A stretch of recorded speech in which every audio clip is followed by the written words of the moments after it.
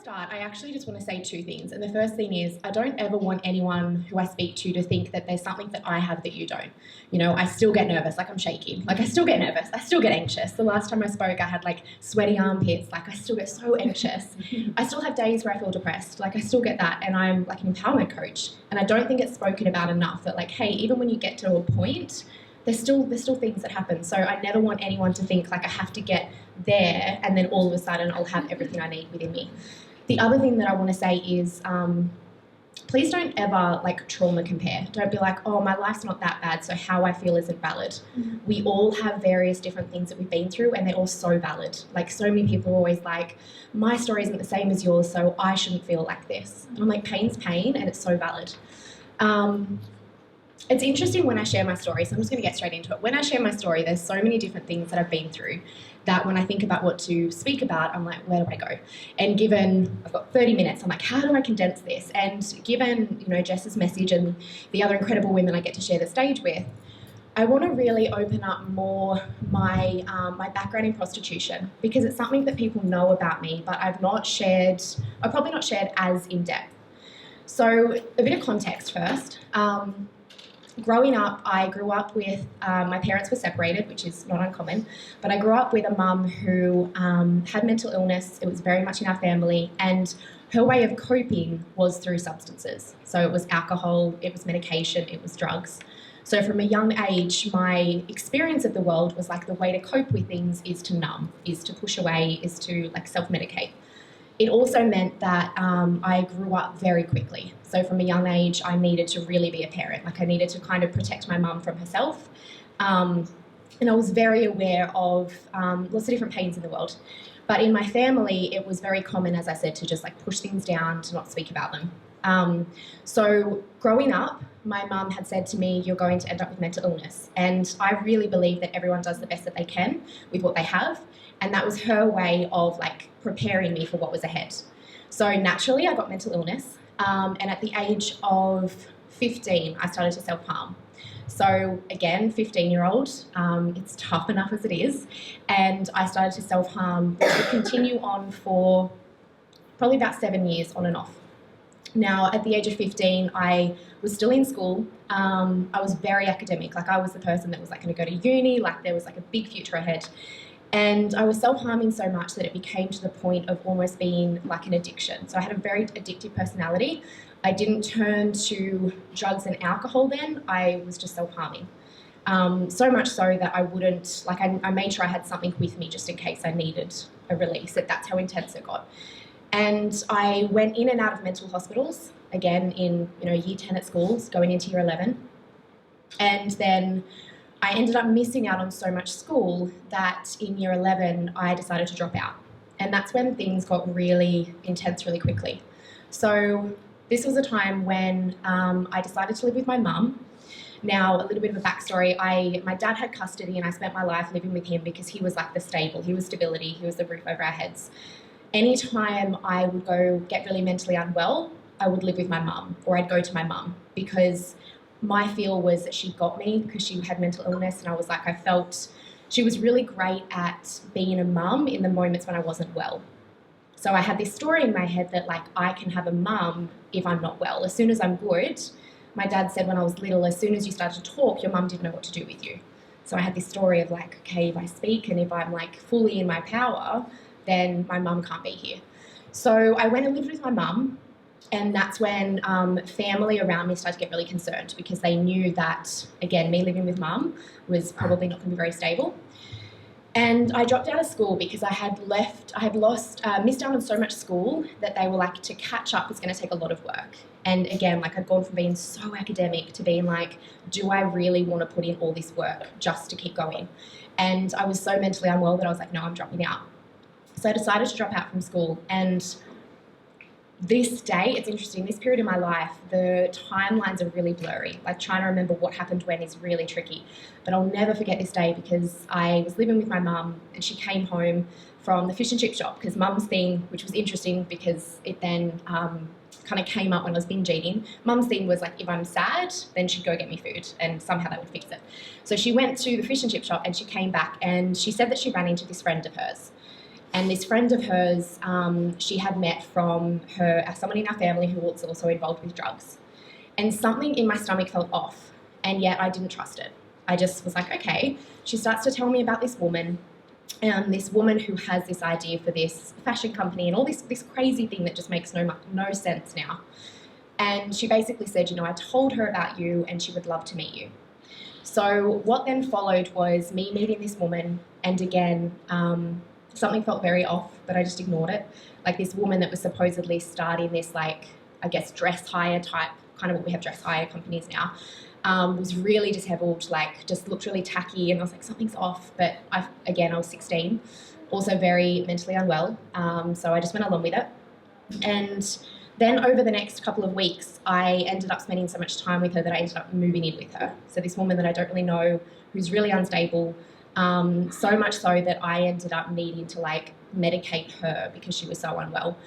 And I got caught up in this woman, and moved out of my mum's in with her, and we were spending a lot of time there. And I was sharing with some of the girls this morning that over that time, what I now know is that this woman was actually grooming me. So she was preparing me for what she kind of had decided, that I was going to get into the sex trade.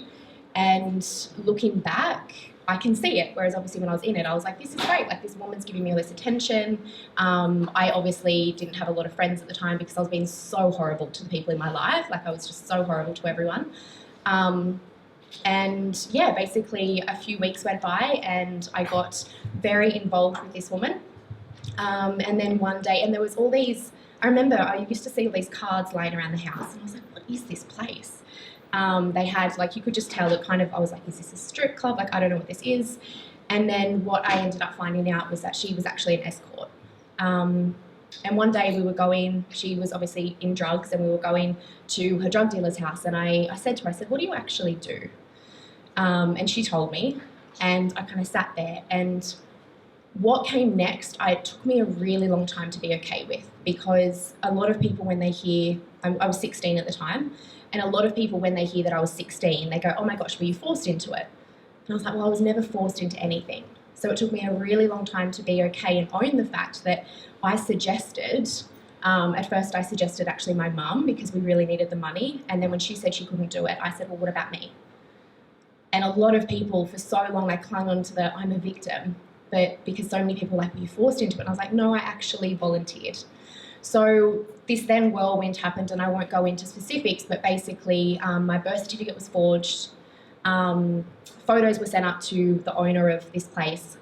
And I'll never forget the first night going there. I was so anxious, obviously still really unwell. I was self-harming, so I still had a lot of fresh scars. And as soon as I got there, this woman left and went off with a client, and I was left by myself. And I'll never forget, I looked 16. I had braces. I was really young, and that was a period in my life where I wouldn't even like to go out by myself, let alone be in this place. And then I just had to. I don't even know what I summoned up within me, but I just did it. I just did it. We had a story that we told the woman who owned the place about why I don't have ID. And then for the next just under a month, I would travel to Sydney and back most nights a week. During that time, there was different kinds of violence. I was heavily degraded. There was lots of drug use. There was obviously all the kinds of trauma that had come with it. But the interesting part that I didn't realise, and this is where the pain into power really comes in, is that when I went back through it all, I was there was also this part in me that was so empowered. Because I was this 16-year-old girl, I was so confused, I felt so lost, and I realised in that moment that some of these men just wanted to talk to me. And I realised that these men that were 2, sometimes 3 times my age, I was they're actually in a place where I kind of felt I had power and I had control. And that was something that when you come from self-harm, you feel like you don't have control, you don't know what's going on, you don't know how to control anything. And there was also this part in me that, growing up, I had to grow up so quick. So then having this experience of kind of feeling I was doing the wrong thing and rebellious, there was that part that was oh, that got to be expressed. So at the exact same time of this pain, there was also this experience in my life that I didn't get to have growing up. I didn't get to be the rebel. I didn't get to run amok. It got to the point where I realised, and this was my wake up moment, that no one was going to save me. So it had been about a month. and I had an argument with this woman, and I had no money to get home, and it was probably one of my lowest points because I was like, in the middle of Sydney, no one I love other than like obviously my mum knows where I am, and no one's going to come and save me from this. So I had made a friend up there, and she lent me some money, and I got myself out. And by out, I mean I told my dad. And that's probably one of the hardest things I think I did, was telling my dad what had happened, because I don't know how you tell your dad that. During this time, I also had a boyfriend. So there was a whole world of shame about, like, not only had I cheated, but I'd been, you know, a prostitute during this time. So kind of what followed from there was then the court process. So not only was it telling my dad what had happened, it was now needing to go through the process of taking my mum to court and then sending my mum to jail. So not only growing up was I kind of told and had the idea that, like, my voice was the reason that my mum couldn't handle me. Like, as soon as you get a voice, then your mum doesn't know what to do with you. I also, I remember my mum used to, like, lock me in bathrooms and stuff because she just couldn't handle me. So it was like any time I had a voice, it was too much. And then, of course, my voice and speaking out was going to be the thing that was going to send my mum to jail. But the reason that I did it, and the reason I speak the way I do now, is because my lineage of family, there was so much pain, like so much pain, so much abuse, so much trauma, and no one speaks about it. Everyone just like shoves it under the rug. And I refuse to be that. You know, I used to get in so much trouble for my voice, but I'm like, I refuse to be another person that just keeps silent. So we went through the court process, and it was, of course it was hard. It was really hard. My mum, part of my mum's family actually kind of like kicked me out of the family. I'm just aware the lights keep flashing. I was like, is that me? Part of my mum's family basically didn't talk to me. They sided with her, and that was really hard in itself. But I just remember, like, I just continued to remind myself, and I went to every single adjournment because I was like, this means something. Like, this is me standing up for myself. This means something. Because I had the knowing that no one was going to save me. So during this time, obviously, there's like all this different stuff going on in my life, and I'm giving you the real kind of condensed version. But my mum ended up going to jail for 18 months. And I went in and saw her when she was in jail because I was in so much pain. And I was like, maybe if I see her in jail, like paying for what she did, maybe then I'll feel good. Like maybe it'll fix and it'll take away how I feel. Instead, it just broke my heart. Like, it was so hard to see her and to see her where she was, and then to also think to myself, I still feel this way. Like, I can see that she's like paying for it, and yet why do I still feel this way? During this time, I tried to get my life back on track. Like, I went to college. I tried, you know, all different careers. Like, I really bounced around a lot, and I'd have this experience of coming good and then hitting rock bottom. The day after my 20th birthday, I hit rock bottom so much that I overdosed, to the point that I reached out to my best friend after I overdosed because I panicked. Because it was kind of like, that's the biggest thing for me. Although I've hit rock bottom so many times, I've never fully given up. Like, there's always been, I don't know what it was, but there's been something in me that just never gave up, because I knew no matter where I go, I still had that choice. So I reached out to her after I had overdosed, and she came just in time. So my heart actually stopped, and I woke up in ICU. And I'm very lucky and grateful that I don't have any major problems, because there was so much medication and all kinds of different like self-medication throughout the years. And I woke up in the hospital. I then tried to overdose again in the hospital. And then my dad walked in tears. And he's like, kiddo, I think he'll call me kiddo until I'm 50, probably longer. He's like, kiddo, you can't keep doing this. And in that moment, I was like, you know what, this has to be bigger than me. My best friend came in with my name tattooed on her arm, and she was like, I need you to know that you matter. I was like, I can't, this has to be bigger than me. Like, I'm not going to change for myself. So many people are like, how did you get out of that? How did you change? Like, there was, you know, so much in between that. And I'm like, I had to constantly make it bigger than me. After my mum got out of jail, I tried to have a relationship with her, because I thought to myself, I am still not feeling better, right? Like, she's paid for it and I still hurt. So maybe I'll try the relationship. At the time, she hadn't really changed, and I realized that. So the relationship, I tried, and it was just not going to happen. Then in 2015, my cousin, who was like my little sister, she actually ended her life with suicide. And at the age of 14, I did a speech at her funeral, And I remember standing up there thinking to myself, this could have been me. This highly likely could have been me. When that happened, I made the promise to her and to myself that never again would I do anything to hurt myself, and that I would have it be like my fucking mission in this world to make sure that no one feels like they're alone in what they're going through. I decided after that to try again to have a relationship with my mum, because I thought to myself, if something was to happen and I never tried, how would I feel? And I was like, I'd actually feel quite terrible. At this time, I also started to do a lot of my own inner work. So I'd seen psychologists since I was like 7 or 8. I'd been in and out of therapy my whole life. And what I was finding is I was like talking myself in loops, and I was still really stuck in the victim mindset of like, this is happening to me. You know, I have journals upon journals of like, why me, why me, why me? And I was like, this is not working. So a friend of mine who I actually knew from the fitness world, she was a coach. And I remember one time I was having this incredible panic attack, and I was like, there has to be another way. So I reached out to her and I started to get some coaching. And through my coaching, she supported me in going back through the pain that I'd been through and actually finding my power in it. Because what I was doing is I was trying to run from my pain, and as a result, I was running from my power. So with her support, I went back through and really started to see where my power actually was in the pain, right? Like I spoke about, you know, being a prostitute, there was periods where it was kind of like, it was empowering, and people were like, what, that's so fucked up. And I'm like, there was parts of it that was empowering while it was disempowering. Of course there was. And I also needed to see that like my pain of like sending my mum to jail, that was power. Oh, I'm like, am I going to get emotional? I am so proud to now look at my mum and my nan and the women in my family and see the difference in them. And I don't know if that would have happened if I didn't have the courage to send my mum to jail. You know, it put a stop to it. The relationship with my mum, I realised I bounced around, the relationship with my mum, we now have, and we never had one growing up. Like I said, we were so toxic. I mean, she'd fucking lock me in a bathroom because she was like, I can't handle you.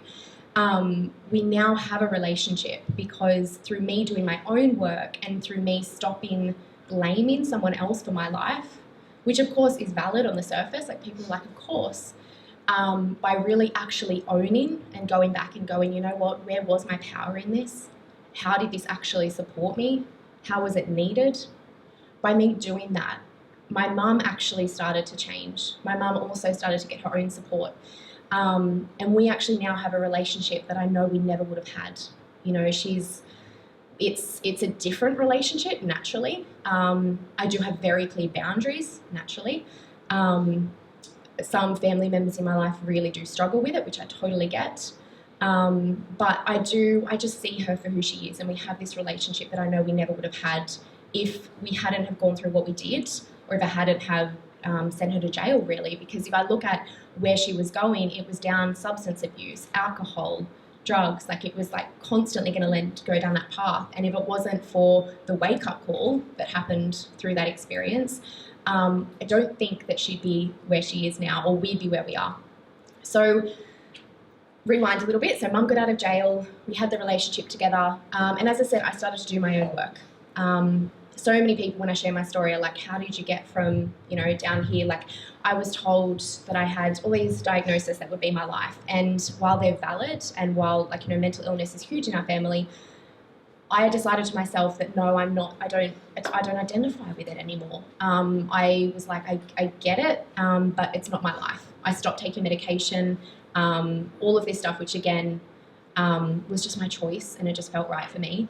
And I just went into coaching and really did what I needed to. And that's only been about 2 years. So it's been about 2 years since I really started to do my own work. And it's crazy to think that's 2 years, because during that time, like, not only have I done my own work and my own healing, but as Jess said, now I'm an empowerment coach. Like, now I do what was done for me with other women.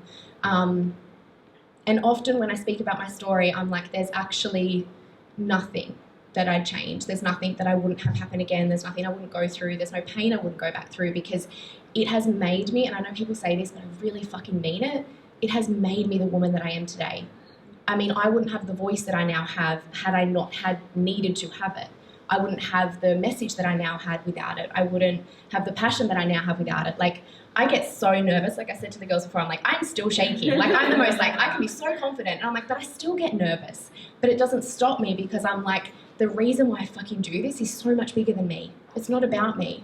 Because I know what it feels like to be in something and to think there's something wrong with me, no one gets it, why does this keep happening? And I'm like, it actually needs to be spoken about, you know? I get that, especially as women, we have so much shame in our life. I mean, I've come from fucking prostitution while cheating on a partner, and then there's been all kinds of other sexual shame that's come from that. And if I can speak comfortably about that, then that's for a reason. Like, I don't believe anything's a mistake, and I'm like, I'm so comfortable speaking about my story and sharing my voice, and I have to use that. I have to. I can't not do that.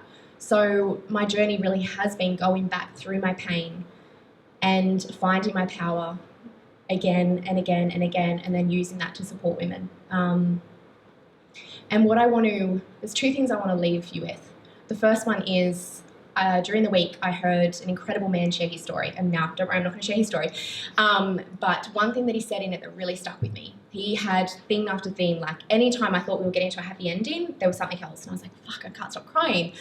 And he said to me, he goes, you know, people say to me all the time, you've been dealt with some really shitty cards. And he goes, yeah, but as long as I'm still being dealt with the cards, then I'm still in the game. I thought, you know what? How true is that? Right? Like, as long as, if we're still having pain, then fuck, we're still here.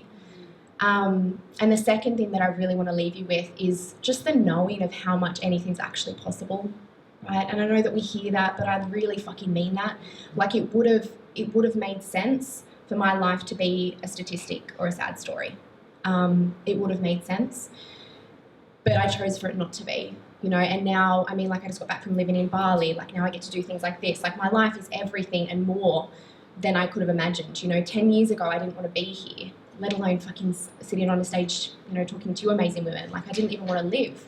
So I just want you to know how much is actually possible and how much we need all of you. Like, I see so many women kind of like pretending parts of us don't exist. Like, oh, this is how I am, especially social media. This is how I am on social media, but like, fuck, don't look in the cupboard. It's like shit, all the stuff's gonna fall out. So no, we actually need all of you, like especially in the online world. And I really mean that as a coach. You know, I work a lot with coaches as well, just about them like actually being able to reclaim their power to then do stuff like this. Because I'm like, as a woman, if you're going to someone who's a coach, you don't want to think that they're all fucking shiny and glittery. You want to know that they've got humanness. Like, I'm a gritty fucking human for that reason, because I'm like, I want you to know that, like, I get it and I've been there.